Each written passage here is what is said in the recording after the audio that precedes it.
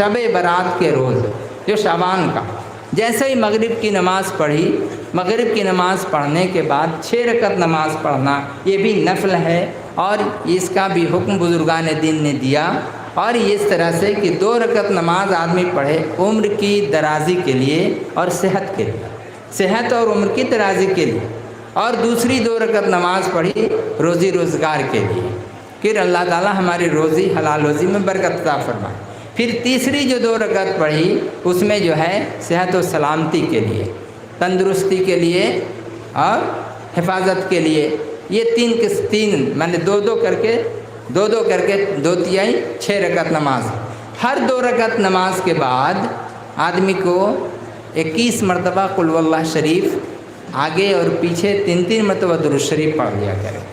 اور بیچ میں اس کو پڑھے 21 بار قل هو اللہ شریف پڑھ کے دعا کرے۔ نماز پڑھی، سلام پھیرا، درود شریف 3 بار پڑھا، قل هو اللہ شریف 21 بار پڑھا، پھر 3 بار درود شریف پڑھا، پھر دعا کیا جس مقصد سے وہ جس نیت سے نماز پڑھی اس چیز کے لیے۔ اگر کسی کو سورہ یاسین شریف یاد ہے تو اس کو پڑھ لے قل هو اللہ کے بجائے،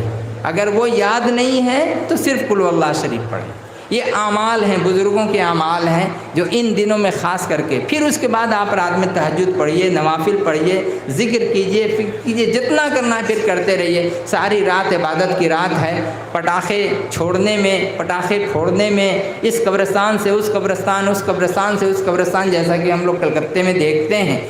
پوری رات لوگ برباد کر دیتے ہیں، پوری رات کو تہس نہس کر دیتے ہیں۔ جو ایک مغفرت کی رات ہے، جو برات کی رات ہے، نجات کی رات ہے، بخشش کی رات ہے، اس رات کو سب کھیل کود میں اور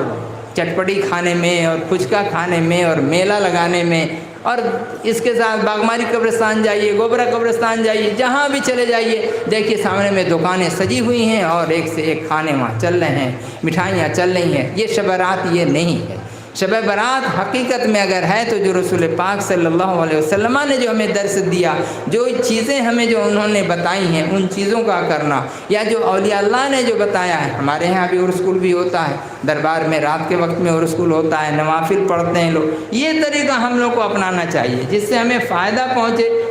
دین کا بھی اور دنیا کا بھی، دونوں جگہ ہمارا فائدہ پہنچے۔ لیکن ہم لوگ راستے سے ہٹ کر کے اگر ہم دوسرا کچھ کریں گے تو پھر یہ الگ ہو جاتا ہے۔ حضرت مولانا اذان گاچھی رحمۃ اللہ علیہ کا ہی یہ بتایا ہوا۔ پھر دوسرے دن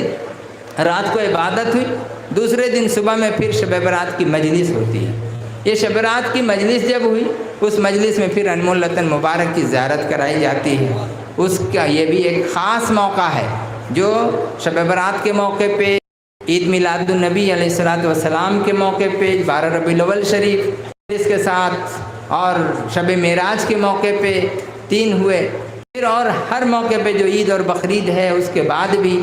اور بھی اس کے علاوہ جتنے بھی ہیں ان مواقع پہ کیا ہیں، یہ خاص موقع ہے جہاں ذکر، فکر اور اس کے ساتھ رسول کی مجلس ہوتی ہے اور انمول رتن مبارک کی زیارت کرائی جاتی ہے۔ یہ جو طریقہ آپ جو دیکھیں گے سب بزرگان دین کا طریقہ، اور بزرگان دین کے طریقے پر جب ہم عمل کرتے ہیں تو اللہ تبارک و تعالیٰ کا جو اس کی جو رحمت ہے